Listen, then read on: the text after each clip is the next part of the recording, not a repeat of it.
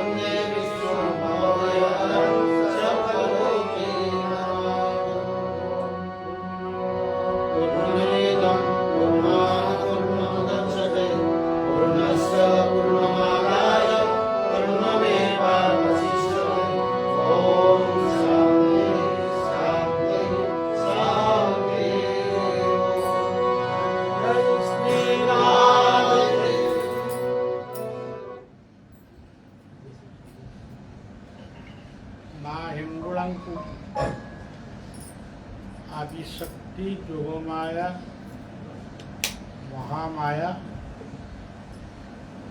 ଅଗ୍ନି ସ୍ୱରୂପା ମା ଧରିତ୍ରୀ ରୂପିଣୀ ମା ପ୍ରଣାମ କରୁଛି, ଆତ୍ମନିବେଦନ କରୁଛି, ଆତ୍ମସମର୍ପଣ କରୁଛି। ସମସ୍ତଙ୍କର ମଙ୍ଗଳ କାମନା କରୁଛି।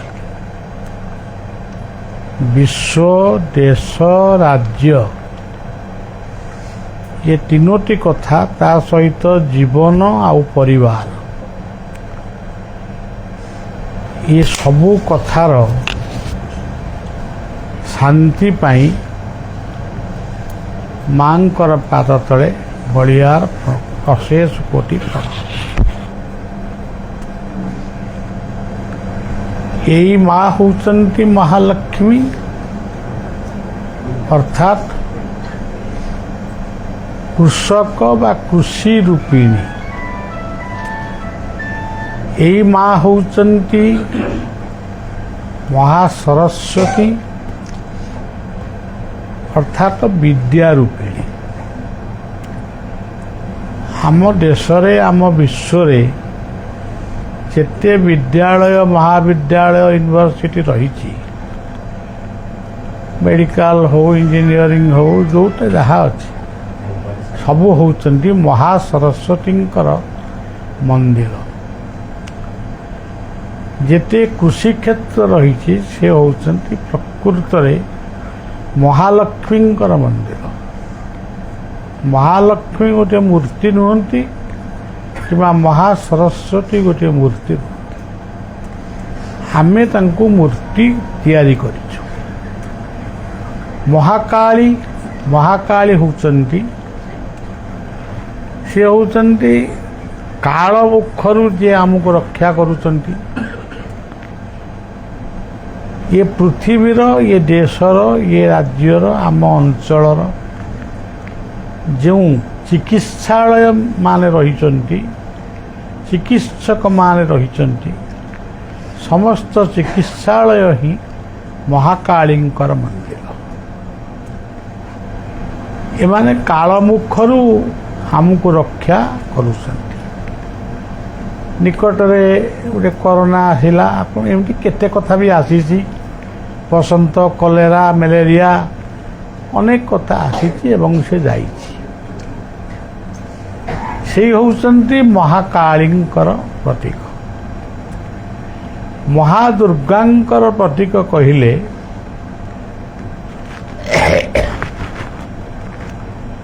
ଯେଉଁମାନେ ଦେଶକୁ, ବିଶ୍ୱକୁ ଜଗି ରହିଛନ୍ତି, ଜାଗ୍ରତ ପ୍ରହରୀ ଭାବରେ କାମ କରୁଛନ୍ତି, ବରଫାବୃତ ଅଞ୍ଚଳରେ ଠିଆ ହୋଇଛନ୍ତି, ସୀମାନ୍ତରେ ନିଜ ଜୀବନକୁ ବାଜି ଦେଇ ସେମାନେ ଦେଶକୁ ରକ୍ଷା କରୁଛନ୍ତି।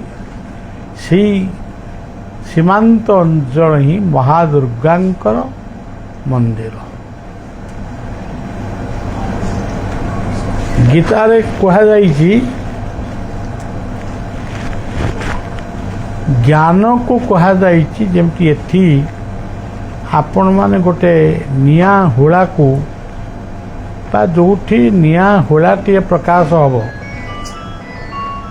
ସେହି ସ୍ଥାନଟିକୁ ଆପଣ ହିଙ୍ଗୁଳାଙ୍କ ରୂପରେ ପୂଜା କରିବେ। ଇଏ ହେଉଛି ଗୋଟିଏ ପାରମ୍ପରିକ କଥା, ଆଉ ବାସ୍ତବରେ ବି ହେଉଛି ବୋଲି ମୁଁ ଶୁଣୁଛି, ମୁଁ କେବେ ଦେଖିନି। ତେବେ ଗୀତାରେ ଯେଉଁ ହିଙ୍ଗୁଳାଙ୍କର କଥା କୁହାଯାଇଛି, ସେ ହେଉଛି ଜ୍ଞାନ ରୂପକ ଅଗ୍ନି। ଜ୍ଞାନ ଉଦୟ ହେଲେ ଜ୍ଞାନାଗ୍ନି ସର୍ବକର୍ମାଣି ଭସ୍ମସାତ୍ କୁରୁତେ। ଆମ ଭିତରେ ଯେତେ ଅଶିକ୍ଷିତ, ଅସଭ୍ୟ, ଅନାର୍ଯ୍ୟ କଥା ସବୁ ରହିଛି, ଯାହା କରିବା କଥା ନୁହେଁ ଆମେ ତାହା କରୁଛୁ, ଯାହା କହିବା କଥା ନୁହେଁ ଆମେ ତାହା କହୁଛୁ। ବିଶ୍ୱରେ ଆଜି ଆମେ ଶିକ୍ଷକ, ଶିକ୍ଷାନୁଷ୍ଠାନ, ଶିକ୍ଷାର କିଛି ଅଭାବ ନାହିଁ। ଯୁଆଡ଼କୁ ଗଲେ ବି ଆଗେ ଆମେ କିଛି ମୂର୍ଖଙ୍କୁ ଦେଖୁଥିଲୁ, ଏବେ ମୂର୍ଖଙ୍କୁ ଆଉ ଦେଖୁନୁ।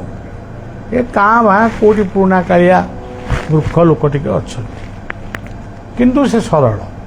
ସେ ମୂର୍ଖ ହେଲେ ବି ସରଳ। କିନ୍ତୁ ଆମେ ଯିଏ ନିଜକୁ ଶିକ୍ଷାବିତ୍ ମାନେ ଭଦ୍ର ବୋଲି ଭାବୁଛୁ, କିନ୍ତୁ ଦେଖାଯାଉଛି ଅନେକ ସ୍ଥାନରେ ଆମରି ଭିତରେ ହିଁ ଲୁଚି ରହିଛି ଅନେକ କୁସଂସ୍କାର। ଏହି ଅଞ୍ଚଳକୁ ବହୁ ବର୍ଷ ପୂର୍ବେ ଆସିଥିଲି। ସେତେବେଳେ ଇଏ ସମ୍ପର୍କ କିଛି ନଥିଲା। FCI ଆସିଥିଲେ, ଜଗନ୍ନାଥ ମନ୍ଦିର, ବହୁତ ଦିନ ତଳ। ତେବେ ସେତେବେଳେ ନିକଟସ୍ଥ କିଛି ଗାଁ ଗଣ୍ଡାକୁ ଗୋଟେ ଛୋଟ ଛୋଟ ପ୍ରୋଗ୍ରାମ କରି ସେମାନେ ଡାକୁଥିଲେ, ବଳିଆ ବି ଯାଇଛି। ସେତେବେଳେ ମୁଁ ଦେଖିଛି ସେମାନେ ପାଠ ପଢ଼ି ନଥିଲେ। ପାଠ ପଢ଼ିଥିଲା ବୋଲି କାହିଁ ଜଣାପଡ଼ୁନଥିଲା, କିନ୍ତୁ ଗୋଟେ ଗୋଟେ ସଭା କଲେ ଅନ୍ତତଃ 500-300 ଲୋକ ବସନ୍ତି। ମାନେ ଏତେ କମ୍ ଲୋକ ବି ନୁହଁ, 500-300 ଲୋକ ବସନ୍ତି। ଭାଗବତର ଗୋଟେ ଗୋଟେ ପଦ ମୋତେ ପଚାରି ଦିଅନ୍ତି। ମୁଁ ବି ସେଥିରେ ମାନେ ଟିକେ ଚିନ୍ତା କରିବାକୁ ହୁଏ, କ'ଣ ଏହାର ଉତ୍ତର ଦେବି। ସେମାନେ ପାଠ ପଢ଼ି ନଥିଲେ, କିନ୍ତୁ ତାଙ୍କ ମସ୍ତିଷ୍କ ଅତ୍ୟନ୍ତ ଉନ୍ନତ ଥିଲା। ଜଣେ ବ୍ୟକ୍ତି ମୋର ମନେ ଅଛି, ମୁଁ ଆମ ପଞ୍ଚସଖା ଯୁଗର ଯଶୋବନ୍ତ ଦାସଙ୍କର ଗୋଟିଏ ଭଜନ ମୁଁ ବ୍ୟାଖ୍ୟା କରୁଥିଲି। ସେ ଭଜନରେ ଲେଖା ଥିଲା ଯେ ନବ ମାସରେ ଶେଷ କଲା ହୋଇ ହରସ। ଏମିତି ଗୋଟେ ପଦ ଅଛି। ଗୋଟେ ସନ୍ତାନ 9 ମାସରେ ସେ ଶେଷ ହେଇ 10 ମାସରେ ଜନ୍ମ ହେଉଛି। ସଭାଟି ସରିଲା ପରେ ଜଣେ ବୟସ୍କ ବ୍ୟକ୍ତି ମୋତେ ପଚାରିଲେ ଯେ ମୋର ଗୋଟେ ନାତି ହେଇଛି 7 ମାସରେ, ଆଉ ଆମେ ତ ଦେଖୁଛୁ 7 ମାସ 8 ମାସରେ ପିଲା ଜନ୍ମ ହେଉଛନ୍ତି। ତେବେ ଆପଣ ଆମକୁ ବୁଝଉଛନ୍ତି ନବମ, ମାନେ ସେ ପଦ ଗୁଡ଼ିକ ବହୁତ ସୁନ୍ଦର ପଦ। ପ୍ରଥମ ମାସେ ତୁଜେ ହେଲୁ ଧବଳ ବର୍ଣ୍ଣ, ଦ୍ୱିତୀୟ ମାସେ ତୁ ଜଳେ ଦେଶନେ ମୀନ, ତୃତୀୟ ମାସେ ତୋର ଶୂନ୍ୟ ମେଳିଲା ଡାଳ, ଚତୁର୍ଥେ ଅସ୍ଥି ଖଞ୍ଜା ତୋରି, ପଞ୍ଚମେ ନାଭି କମଳ କଲା ଭ୍ୟାଣ, ଷଷ୍ଠରେ ବାସ୍ତରୀ ନାଡ଼ି ଖଞ୍ଜିଲା ଜାଣ, ସପ୍ତମେ କ'ଣ ଏମିତି ସବୁ ଖଞ୍ଜିଲା। ତାପରେ 9 ମାସରେ ଶେଷ କଲା ହୋଇ ହରସ। ସେ କଥାକୁ ସେ ଏମିତି ମାର୍ଗରେ ଏମିତି ଭାବରେ ପଚାରିଲେ, ସେ ତ ବିଜ୍ଞାନ ପଢ଼ିନାହାନ୍ତି କି ପଢ଼ି ନଥିବେ। ବର୍ତ୍ତମାନ ଯେମିତି ଆଜି ବିଜ୍ଞାନ ଉନ୍ନତି କରିଛି, ଉନ୍ନତ ହେଇଛି, ସେତେବେଳେ ତ ସେମିତି ବିଜ୍ଞାନ ଉନ୍ନତ ହେଇନଥିଲା। କିନ୍ତୁ ଜଣେ ପାଠ ନ ପଢ଼ିଥିବା ଲୋକର ଗୋଟେ ଏତେ ବଡ଼ ପ୍ରଶ୍ନ, ମୁଁ ଆଜି ସତ ବି କହୁଛି, ଆଜି ସେଇଟା ଏଇ ମା ହେଙ୍ଗୁଣାଙ୍କ ପୀଠ, ସିଏ ଏମିତି ଭାବରେ ସେ ପଚାରିଲା, ମୁଁ ତାର ଉତ୍ତର ଦେଇପାରିଲି। ମୁଁ କହିଲି ଆଚ୍ଛା ମୁଁ ଆପଣଙ୍କୁ ପରେ କହିବି। ଏମିତି ଗୋଟେ କଥା କହିକି ଭୁଲେଇ ଗଲି। ସେ କଥା ମୋର ମନେ ଅଛି। ସେ ଗାଁଟି ନାଁ ହେଉଛି ଗୋବରା। ତେଣୁ ସେତେବେଳେ ତ ପାଠ ନ ପଢ଼ିଥିବା ଲୋକଙ୍କର ମସ୍ତିଷ୍କର ଏତେ ଉନ୍ନତ ମସ୍ତିଷ୍କ ଗୁଡ଼ାକ ଥିଲା। ତାଙ୍କ ପୋଷାକ ପରିଚ୍ଛଦ ଦେଖିଲେ ମନେ ହେଉନଥିଲା ଏମାନେ ଗୋଟେ ଧନୀ ଘର କି କ'ଣ। ତେବେ ଆଜି ଆମେ ଯେ ନିଜକୁ ଗର୍ବ କରୁଛୁ, ପାଠ ପଢ଼ିଛୁ, ଏ କରିଛୁ, ବହୁ ଅର୍ଥ ଉପାର୍ଜନ କରୁଛୁ, କିନ୍ତୁ ଆଜି ଆମେ ଆମକୁ ପଚାରିବା ଯେ ପ୍ରକୃତରେ ଆମେ ଉନ୍ନତ ହେଇଛୁ କି ନା। ଯେଉଁ ସମାଜରେ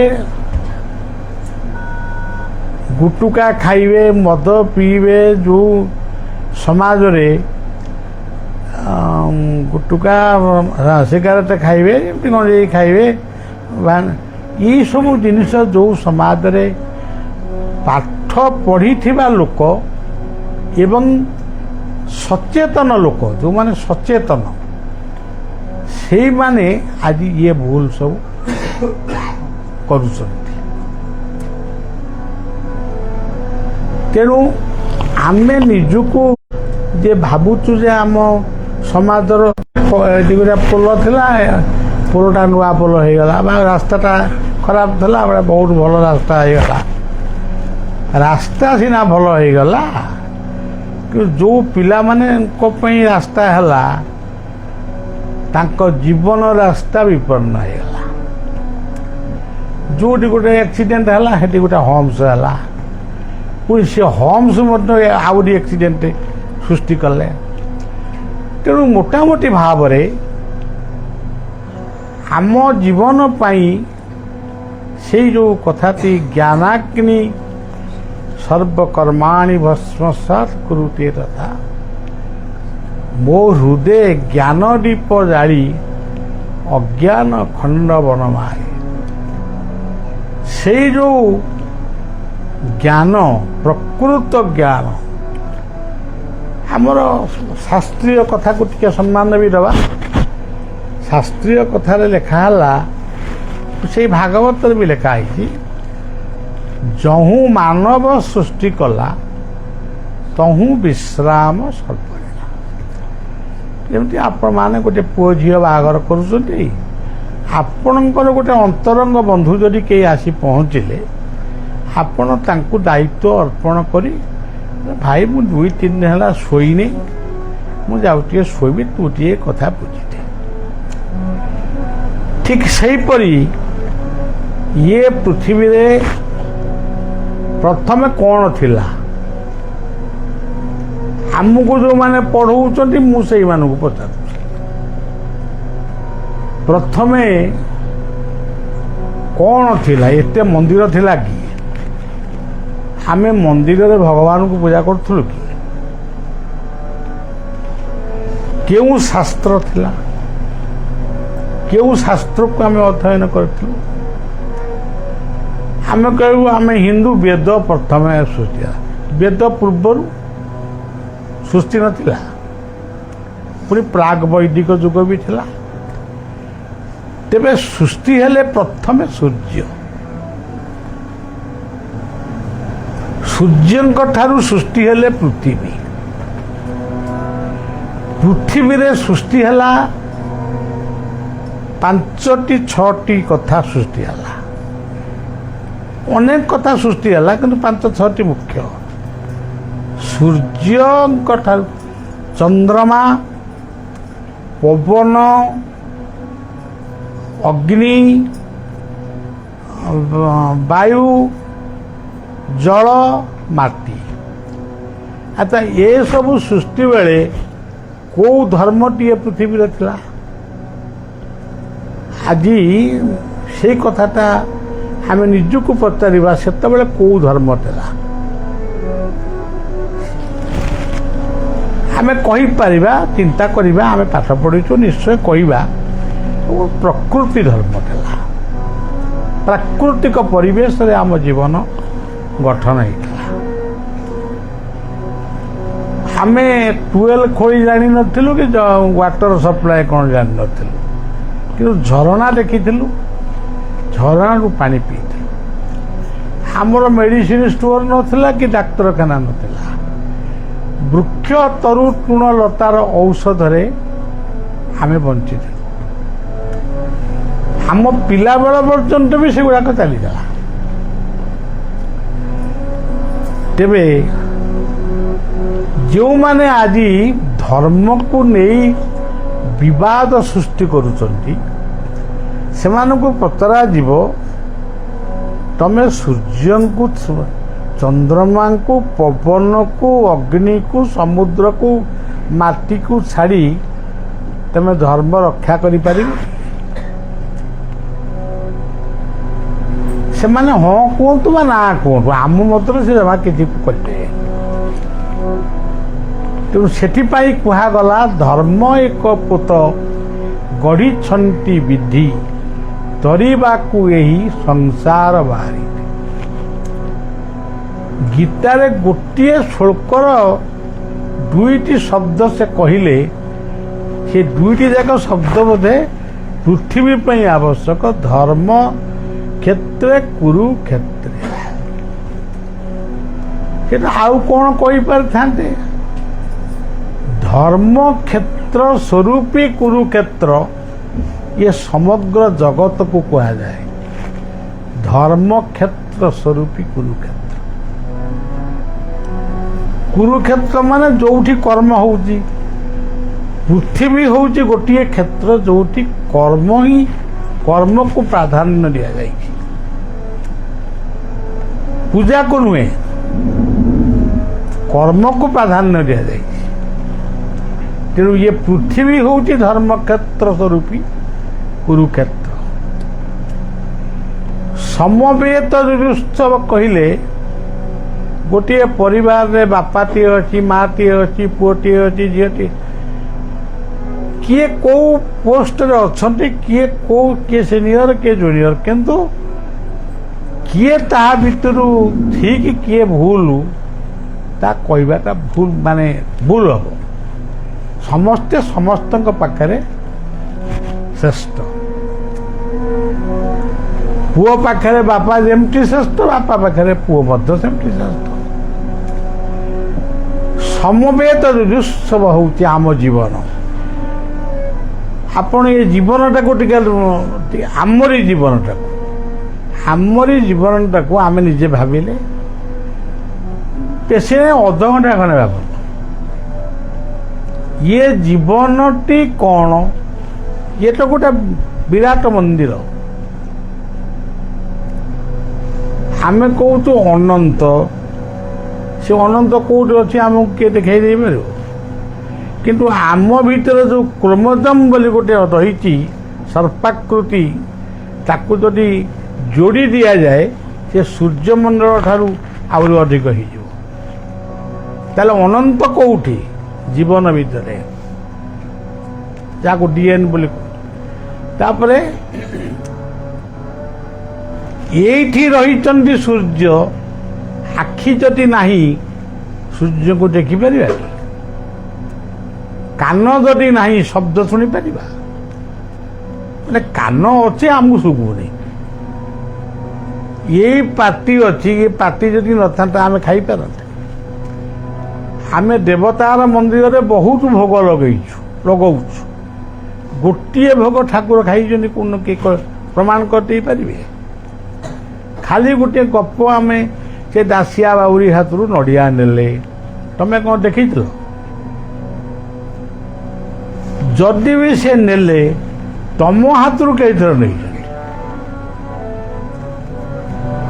ଏଇଭଳି ଭାବରେ ଆଜି ଆପଣ ଦେଖିବେ ଆମ ଧର୍ମର ନାମଟି ହେଉଛି ଗୋଟେ ପବିତ୍ର ନାମ, ସନାତନ ଧର୍ମ। ଆମେ ସେଇ ଧର୍ମ ଭିତରେ ଜନ୍ମ ହେଇଯିବୁ, ସେ କଥାଟା କହିବୁ। କହିଲେ ସଂଯମ, ସତ୍ୟ, ସମନ୍ୱୟ, ସମୟାନୁବର୍ତ୍ତିତା, ଇଏ ସବୁ ହେଉଛି ସତସଙ୍ଗ, ସତକର୍ମ, ସତଚିନ୍ତନ। ନା କହିଲେ ଆପଣମାନେ ଭାବୁଥିବେ, ନା କହିଲେ କିଏ କ'ଣ ଭାବନ୍ତି ମୁଁ କହିପାରିବିନି। ମୁଁ ଭାବେ ନା କ'ଣ, ये सीताराम राधे श्याम ଅଙ୍କ ଇଏ ସବୁ ଭଗବାନଙ୍କର ନାମ। ଏଥିରେ ଆମର କିଛି ଆଲୋଚନା କରିବାର ନାହିଁ, ଏଟା ସ୍ୱତନ୍ତ୍ର ଆଲୋଚିତ, ଆମେ କାହିଁ ଆଲୋଚନା କରିବା।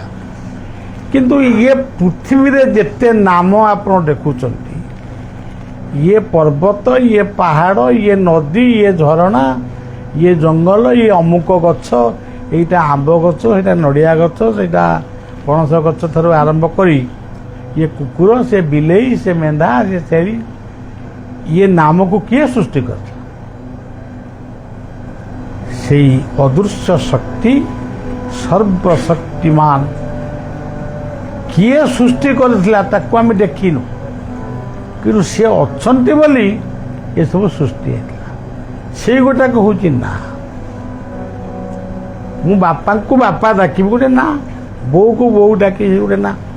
ଏଇଭଳି ଭାବରେ ତ କହିଲେ ତମସମାଂ ଜ୍ୟୋତିର୍ଗମୟ। ତ କହିଲେ ଗୀତା କହୁଛନ୍ତି ତତ୍। ତତ୍ କ'ଣ? ଗୀତା କହିଲେ ମୁଁ ତୁମ ନିକଟରେ ସବୁବେଳେ ଅଛି। ଏଇ ହେଉଛି ତତ୍।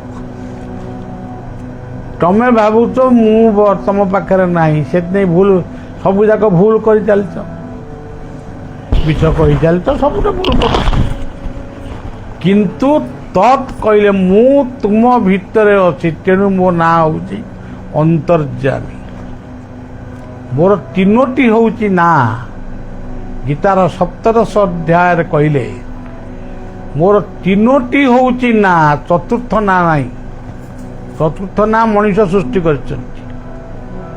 ଓମ୍ ଏକ ନାଁ, ତତ୍ ତୃତୀୟଟି ହେଲା ସତ୍। ଓମ୍ କହିଲେ ଉତ୍ପତ୍ତି, ସ୍ଥିତି, ପ୍ରଳୟ, ଜନ୍ମ, କର୍ମ, ମୃତ୍ୟୁ। ଇଏ ହେଉଛି ଓମ୍। ମୁଁ ଜନ୍ମ ହେଇଛି, କର୍ମ କରୁଛି, ମରିବି ଆଉ। ତତ୍ କହିଲେ ଜନ୍ମ ଠାରୁ ମୃତ୍ୟୁ ପର୍ଯ୍ୟନ୍ତ ତମ ପାଖରେ କିଏ ଥାଆନ୍ତୁ ନଥାନ୍ତୁ, କିନ୍ତୁ ମୁଁ ଅଛି। ମୁଁ ଆତ୍ମା ସ୍ୱରୂପରେ ତମ ଭିତରେ ଅଛି। ସତ୍ କହିଲେ ଇଏ ଜଗତ ପରିବର୍ତ୍ତନ ହେଇଯିବ, ମାନେ କେତେ କଥା ଅପରିବର୍ତ୍ତନ ହବ, କିନ୍ତୁ ଗୋଟିଏ ହେଉଛି ଅପରିବର୍ତ୍ତନ, ସେ ହେଉଛି ମୁଁ ବା ସତ୍। ତାର ପରିବର୍ତ୍ତନ କିଛି ନାହିଁ। ତେଣୁ ହେ ଅର୍ଜୁନ, ଏ ତିନୋଟି କଥାରୁ, ଏ ତିନୋଟି କଥାକୁ ତୁ ଭଲ ଭାବରେ ଟିକେ ଚିନ୍ତା କର। ତୁ ତ ଜନ୍ମ ହେଇଛୁ, ଦିନେ ମରିବୁ କି ନା। ଆଜି କାହିଁକି ଯୁଦ୍ଧ କ୍ଷେତ୍ରରେ ଯୁଦ୍ଧ କରିବି ନାହିଁ ବୋଲି ଭାବିକି ଧନୁ ଥୋଇ ଦେଇ ବହିଛୁ। ତେଣୁ ଆମ ଏଇ ହେଉଛି ତତ୍ତ୍ୱ। ଆଚ୍ଛା, ତମସମାଂ ଜ୍ୟୋତିର୍ଗମୟ। ଆଜି ବିଶ୍ୱ ଏଇ ଯୋଗରେ ଅଛି। ତମସମାଂ ଜ୍ୟୋତିର୍ଗମୟ। ତମସମାଂ ଜ୍ୟୋତିର୍ଗମୟ। ଆଜି ଯେଉଁ କମ୍ପ୍ୟୁଟର ସାଇନ୍ସଠୁ ଆରମ୍ଭ କରି ଆଜି ଯେତେ ପ୍ରକାର, ଏଇ ଦେଖନ୍ତୁ ଇଲେକ୍ଟ୍ରିକ୍, ଫ୍ୟାନ୍, ଏସି, କମ୍ପ୍ୟୁଟର, କ'ଣ ମାନେ ଆଜି ଯାହା ଯୁଦ୍ଧ ଜାହାଜ ଠାରୁ ଆରମ୍ଭ କରି ଯାହା ବି ଯେଉଁଠି ହାତ ମାରିବେ, ଏଇ କୋଇଲା ଭିତରୁ ମଧ୍ୟ ଅଗ୍ନି ସୃଷ୍ଟି ହେଉଛନ୍ତି, ଇଲେକ୍ଟ୍ରିକ୍ ପାୱାର ସୃଷ୍ଟି ହେଉଛି। ପେଟ୍ରୋଲ, ଡିଜେଲ, ଯେଉଁଠି ଆପଣ ଯାହାକୁ ଆପଣ ଦେଖିବେ, ସେ ତମସମାଂ ଜ୍ୟୋତିର୍ଗମୟ। ଆମେ ଖାଲି ବ୍ୟାଖ୍ୟା କରିଦେଉଛୁ ତମସା ମାନେ ଅଜ୍ଞାନ, ଅଜ୍ଞାନରୁ ଜ୍ଞାନକୁ ଯିବା। କିନ୍ତୁ ପ୍ରାକ୍ଟିକାଲି ଅଜ୍ଞାନରୁ ଜ୍ଞାନକୁ କ'ଣ ଯିବା? ଜ୍ଞାନରୁ ବରଂ ଅଜ୍ଞାନକୁ ଆସୁଛୁ। କିଏ କାହାକୁ ତଣ୍ଟି ଚିପି ମାଇଲାଣି, କିଏ କାହାକୁ ମାନେ ହତ୍ୟା ମାନେ କଲାଣି, କିଏ ମାନେ ବିଭିନ୍ନ ପ୍ରକାର ବିଭତ୍ସତା ଆଜି ସମାଜରେ ଦେଖାଦେଉଛି, ଯେଉଁଟାକି ତାକୁ ଆମେ ବିଷ ପିଉନୁ, ବିଷ ପିଇଲେ ସାଙ୍ଗେ ସାଙ୍ଗେ ମରିଯିବୁ, କିନ୍ତୁ ଆମେ ସମସ୍ତେ ବର୍ତ୍ତମାନ ଗୋଟାଏ ପ୍ରକାର ବିଷ ପିଇବା ଆରମ୍ଭ କରୁଛୁ। ଯେଉଁ ଖାଦ୍ୟ ଖାଇଲେ ବିଷ, ଯାହା ବି ହେଲେ ବିଷ।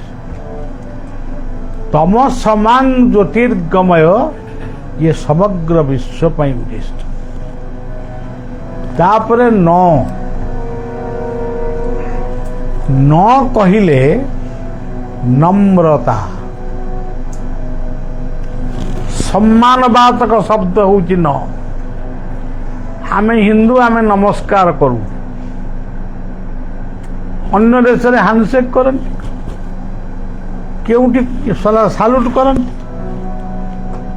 कौटी गुड मॉर्निंग एम सब कहती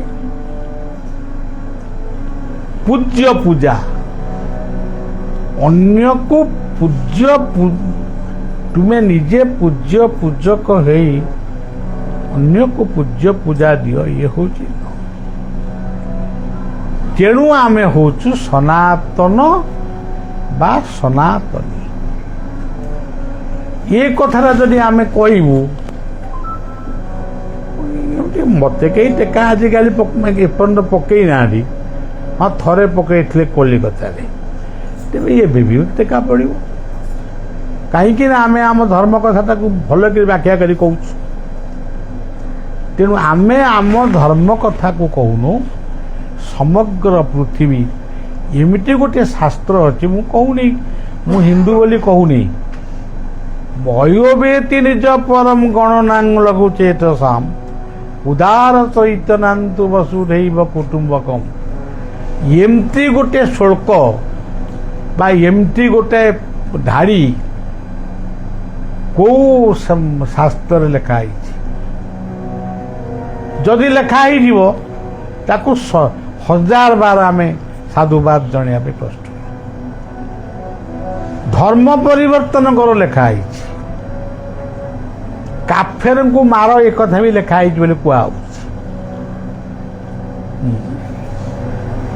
किंतु ये सब कथा लिखाई किंतु सनातन धर्मर यही जो पदक कथा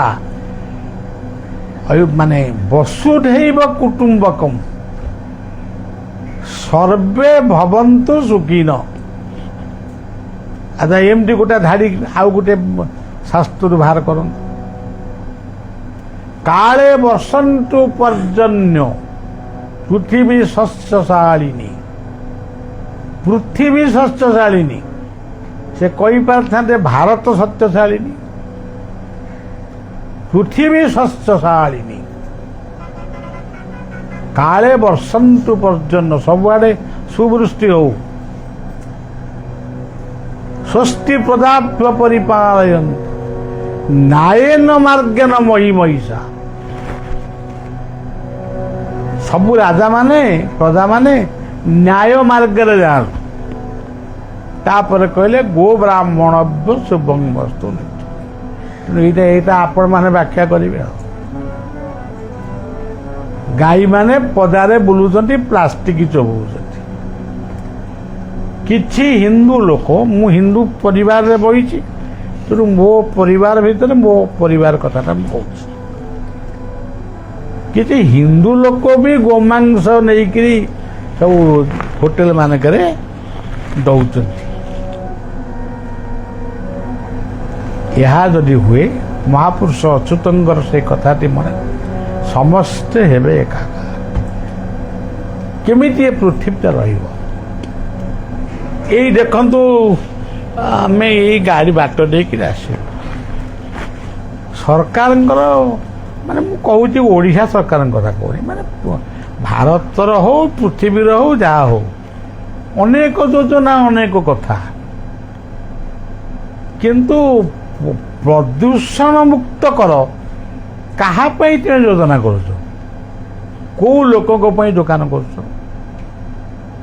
तुम्हें तो जो मानक योजना कर परोक्ष स्लो पॉइजन दे मारिबार व्यवस्था कर आपण मान आगे कहूनी मत यदि केत सुविधा हो जातिसंघ भी कहि आपण मैंने कौन आज गोटे देखो एठी हाँ एठी धन अच्छी जन अच्छी गुड़ा कौन हम जो मानक आमे करुचे से मानकर सुरक्षा आमे दे पारू कि सेठी आमर विप्लव किछि नहीं आमे दरमा बढ़ाई अनशन करुचु आउ गोटे कौन किंतु जो गुड़ाक निहाती दरकार तापे किछि कर ତେଣୁ ସଜ୍ଜନ ଆପଣମାନଙ୍କ ଆଗରେ ମାମୁଁ ଘର କଥା କ'ଣ ମା ଆଗରେ କହିବା କଥା, ଆପଣମାନେ ତ ଭୁକ୍ତଭୋଗୀ। ମୁଁ ତ ଜଣେ ବାହାରୁଆ ଲୋକ, ଏମିତି ସବୁ କହିବା କଥା ଗୋଟେ ମୋର ଅଭ୍ୟାସ ଅଛି। ମୁଁ କହେ ମୋ ଶାସ୍ତ୍ର ହେଉଛି ସମାଜ, ମୋ ଶାସ୍ତ୍ର ହେଉଛି ପରିବାର, ମୋ ଶାସ୍ତ୍ର ହେଉଛି ଜୀବନ। ମୁଁ ରାମଙ୍କୁ ଦେଖେ ଜୀବନ ଭିତରେ, ପରିବାର ଭିତରେ, ସମାଜ ଭିତରେ। ମୁଁ ରାମଙ୍କୁ ଆଉ ଖୋଜୁନି, ମୁଁ ରାବଣକୁ ଖୋଜୁଛି।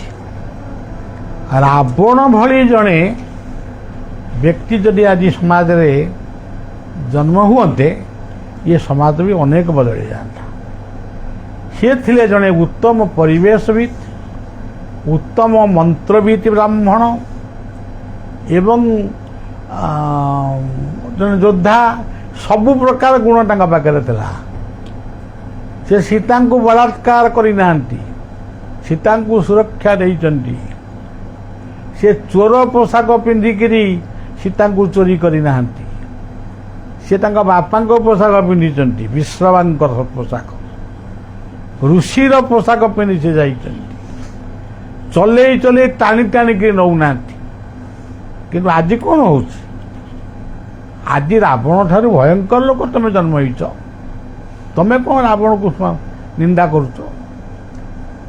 ସେ ସୀତାଙ୍କୁ ମାନେ ରଥ ଉପରେ ବସେଇକିରି, ଏ ରଥଟା ହଉ କି ଯୋଉଟା ହଉ, ଆଉ ନେଇଛନ୍ତି। ପୁଣି ରଖିଛନ୍ତି ଅଶୋକ କାନନରେ, ଗୋଟେ ଭଲ ଉଦ୍ୟାନରେ, ଯେଉଁଠି ରହିଲେ ଲୋକ ଭୁଲିଯିବ। ଲୋକଙ୍କୁ ବି ଜଗେଇଛି ମା ସୀତାଙ୍କ ଉପରେ କେହି ଯେମିତି କିଛି କୁଦୃଷ୍ଟି ପକେଇବେନି। ଏମିତିଆ ଗୋଟିଏ ଲୋକ ଆଜି ସମାଜରେ ଦରକାର, ଏମିତିଆ ଗୋଟିଏ ଲୋକ ଶାସନ କରିବା ଦରକାର। ତେଣୁ ସମଗ୍ର ପୃଥିବୀ ଆଜି ଆପଣ ଦେଖନ୍ତୁ, କ'ଣ ସୈନ୍ୟ ଗୁଡ଼ାକ ଜନ୍ମ ହୋଇକରି ମରିବା ପାଇଁ? ଆଜି ରୁଷିଆ ୟୁକ୍ରେନ ଯୁଦ୍ଧରେ କେତେ ସୈନ୍ୟ ମଲେଣି? ସେ କ'ଣ ସବୁ ଜନ୍ମ ହେଇଥିଲେ, ତାଙ୍କ ବାପା ମା ତାଙ୍କୁ ଜନ୍ମ ଦେଇଥିଲେ? କେବେ ସୈନ୍ୟ ବିଭାଗରେ ପଶିକିରି ମରିବ? ତମେ ବିଜ୍ଞାନର ଅଗ୍ରଗତି କରିଥିଲ କ'ଣ ଏଇଥିପାଇଁ? ପରମାଣୁ ବୋମାର କଥା ପ୍ରଥମେ କହିଥିଲେ କୋଣାର୍କ, ଆମ ଋଷି। ସେ ତାକୁ ଧ୍ୱଂସାସ୍ତ୍ର ସୃଷ୍ଟି କରି ମଣିଷ ଅପବ୍ୟବହାର କରିବ ବୋଲି ସେ ସୂତ୍ରଟା ସେ କାହାକୁ ଦେଇନଥିଲେ। ପରବର୍ତ୍ତୀ ସମୟରେ ତୁମେ ସୃଷ୍ଟି କଲ, କରିକିରି ଖାଲି ଧମକ କ'ଣ ନା ପରମାଣୁ। ଇଏ କହୁଛି ମୁଁ ଫୋପାଡ଼ିବି, ସିଏ କହୁଛି ମୁଁ ଫୋପାଡ଼ିବି। କ'ଣ ବଲ ନା ବଲିବ? ତେଣୁ ମୁଁ ନିଜେ ନିଜକୁ ଭାବେ, ଆମେ ତ କିଛି ବର୍ଷ ଭୋଗ କଲେ, ପୁରା 50 ବର୍ଷ ତ ଅଧିକ ଭୋଗ କଲେଣି। କିନ୍ତୁ ଆମର ଯେଉଁ ପିଲାମାନେ ଜନ୍ମ ହେଉଛନ୍ତି, ଇଏ ପିଲାମାନଙ୍କର, ଏଇ ଛୁଆମାନଙ୍କର ଭବିଷ୍ୟତ କ'ଣ?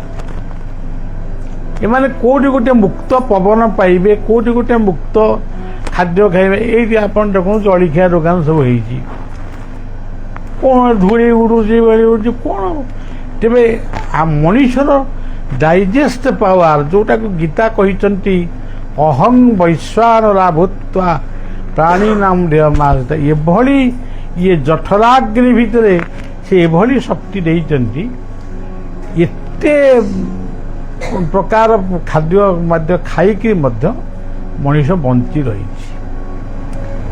ତେଣୁ ସଜ୍ଜନ, ଆଜି ହେଉଛି ସେଇ ପବିତ୍ର ସନ୍ଧ୍ୟା, ଆଉ ମାଙ୍କର ପରିବେଶରେ ଟିକେ ଏ କଥା ଟିକେ କହିବାର ସୁଯୋଗ ମିଳିଲା। ମୁଁ ତ ବହୁତ କ୍ଳାନ୍ତ, ବହୁତ ପାଟରୁ ଆସିଲେଣି। ପୁଣି ଆଶ୍ରମରେ ପହଞ୍ଚିବାକୁ ଆହୁରି 2-3 ଦିନ ସମୟ ଲାଗିବ। ତେବେ ଏଇ ଯିବା ବାଟରେ ଗୋଟେ ଖାଲି ଠକ ଠକ ହେଇକି ପଳେଇବା କାହିଁକି? ଆମ ପିଲା ଗୁଡ଼ାକ ଯେଉଁଠି ଅଛନ୍ତି ଟିକେ ଟିକେ ବସି ବସି କଥା ହେଇକା ଯିବା ଆଉ। ତେଣୁ କେବଳ ଆପଣମାନଙ୍କୁ ଟିକେ ଦେଖିବା ପାଇଁ ବା ଆପଣମାନଙ୍କ ସହିତ ଟିକେ ମିଶିବା ପାଇଁ ମୁଁ ପ୍ରବଚନ ଦେବାକୁ ଆସିନି, କି ସତ୍ସଙ୍ଗ କରିବାକୁ ଆସିନି, କି ଟଙ୍କା ପଇସା ଲୁଟ କରିବାକୁ ବି ଆସିନି, କି କାହାକୁ ଖର୍ଚ୍ଚାନ୍ତ କରିବାକୁ ବି ଆସିନି। ମୁଁ ଆସିଛି ଆପଣମାନଙ୍କ ସହିତ ଟିକେ ମିଶିବି, ଆପଣମାନେ ମୋତେ ଦେଖି ଖୁସି ହେବେ, ମୁଁ ବି ଖୁସି ହେବି, ତାପରେ ମୁଁ ମୋର ଯିବି। ତେଣୁ ଇଏ ସମାଜରେ ଆଜି ଏଇ ଯେଉଁ ଆମେ ଯେଉଁଠି ଅଛେ, ଏଠିକାର ଯୁବକମାନେ କିଏ ଥିବେ, କିଏ ଜଣେ ନେତୃତ୍ୱ ନେଇ ଏସବୁ କଥାକୁ ଟିକେ କେମିତି ଏତେ ଧୂଳି ଉଡ଼ୁଛି। ଏଇଠି ସେ ବାବୁ କହିଲେ ମୁଁ ଏଇଠି କାଶୁଛି ବା, ସେ ଏମିତି କାଶିଲେ, କହିଲେ ବାବା ଏମିତି କାଶ ହେଉଛି। ମୁଁ ସେ ଘରକୁ ଗଲାକୁ ମୋର ବି ସେମିତି କାଶ ହେଲା। ମୁଁ କହିଲି ଆରେ ମୋତେ ତ ଧଇଲାନି କ'ଣ ସେ କାଶ। ମୁଁ ଘରକୁ କହିଲି ଶୀଘ୍ର ଗଲ ଗୋଟେ କଦଳୀ ଆଣିଲ। ମୁଁ ସେ କଦଳୀଟି ଯେମିତି ଖାଇଦେଲି ସେ କାଶଟି ଭଲ। ମୁଁ କହିଲି ଆଜି ସତ୍ସଙ୍ଗରେ ମୋ ତରଫରୁ ମୁଁ ଗୋଟେ କଦଳୀ ସମସ୍ତଙ୍କୁ ଦେବି, ନିବେଦନ କରିବି ଇଏ ଏରିଆରେ ଆପଣ ଚିନିକୁ ପୁରା ବନ୍ଦ କରନ୍ତୁ, ଗୁଡ଼ ବ୍ୟବହାର କରନ୍ତୁ। ଇଏ ହେଲା 1। 2ରେ ପ୍ରତ୍ୟେକ ଦିନ ଗୋଟେ ଜଳଖିଆ ଇଏରେ କଦଳୀ ଫାଳେ ବରଂ ହଉ ଖାଆନ୍ତୁ, ପିଲାମାନଙ୍କୁ ବି ଖୁଆନ୍ତୁ, କିମ୍ବା କଦଳୀ ଗୁଡ଼ ଚକଟିକିରି। ଇଏ ଗୋଟିଏ, ଆଉ ଗୋଟା କ'ଣ କହେ ଭୁଲି ଯାଉଛି, ହଁ କଦଳୀ ଗୁଡ଼ ଚିନି, ହଁ ଏଇଟା ସଇଲା। ଆଉ ତାପରେ ଯେତେବେଳେ ଆପଣମାନେ ବାହାରକୁ ଯାଉଛନ୍ତି, ବୁଲାବୁଲି କରି ଆସୁଛନ୍ତି, ଆଡ଼ୁ ସାଡ଼ୁ ଚାହା ପିଇବେ। କ'ଣ ଚାହା ପିଇବେ? ଆମ ଗାଈ କ୍ଷୀରର ଚାହା ପିଇବେ, ବା ପ୍ଲାଷ୍ଟିକ ଚୋବଉଛି। ଗୋମାତା କୋଉଠି ପ୍ଲାଷ୍ଟିକ ଚୋବଉଥିଲେ? ଆଜି ବି ଆପଣ ପରୀକ୍ଷା କରି ଗୋଟେ ଗାଈର ପାଳନ୍ତୁ, ତାକୁ ଘାସ କୁଟା କୁଣ୍ଡା ତୋରାଣୀ ଦେଇକି ପେଜ ଦେଇକି ତାକୁ ପାଳନ୍ତୁ, ତା କ୍ଷୀରକୁ ପରୀକ୍ଷା କରନ୍ତୁ, ତା ଏମାନଙ୍କ କ୍ଷୀର ପରୀକ୍ଷା କରନ୍ତୁ। ଆଜି ଗୋମାତା ଆଖିରୁ ଲୁହ ବହୁଛି। ଏ ବାଟେ ଆମେ କେବଳ କହୁଛୁ ଗୋ ବ୍ରାହ୍ମଣବ୍ୟ ଶୁଭମସ୍ତୁ। ତେଣୁ ଏସବୁ ଜିନିଷ ପ୍ରତି ଟିକେ ସଚେତନ ହେବେ। ତେଣୁ ବାହାରୁ ବୁଲି ଆସିଲେ ଟିକେ ଚାହା, ନାଲି ଚାହା ଟିକେ ପିଇବେ। ଏତିକି କଥା ଆପଣମାନଙ୍କୁ କହିଲି, ଆମର ଏ ଏରିଆ ପାଇଁ କହିଲି। ଆଉ ଯୁଆଡ଼କୁ ମୁଁ ଯାଏ, ଯେଉଁ ଜାଗାରେ ଏମିତି କୋଇଲା ମାଇନ୍ସ ବା ଆମର କ'ଣ ସେଇଟା ଯୋଡ଼ା ବଡ଼ବିଲ, ଏଇଟା କ'ଣ ସେ ଧାନବାଦ, ହଁ ଆଇରନ୍, ଏଇସବୁ ଜାଗାରେ ଏ କଥା ଶେଷରେ ଆପଣମାନଙ୍କୁ ଶୁଭେଚ୍ଛା ଅର୍ପଣ କରୁଛି। ସେଇ ହେଙ୍ଗୁଳାଙ୍କୁ ପ୍ରାର୍ଥନା କରୁଛି, ତାଙ୍କର ଦୟା ଆମ ଭିତରେ ନହେଲେ ଆମେ କେବେ ବି ମଣିଷ ହେଇପାରିବୁ। ଆମକୁ କେଉଁ ଶାସନ ବି ମଣିଷ କରିପାରିବନି କି କେଉଁଠି କଥା। ତେଣୁ ସେଇ ମଙ୍ଗଳମୟୀ ମା ହେଙ୍ଗୁଳାଙ୍କୁ ପ୍ରାର୍ଥନା କରୁଛି। ସର୍ବମଙ୍ଗଳ ମାଙ୍ଗଲ୍ୟେ ଶିବେ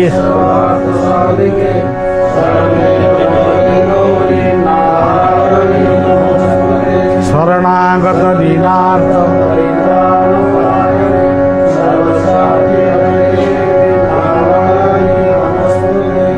ମାଙ୍କ ଉଦ୍ଦେଶ୍ୟ ନାମ ଟିକେ କରିଦିଅ। ସରସ୍ୱତୀ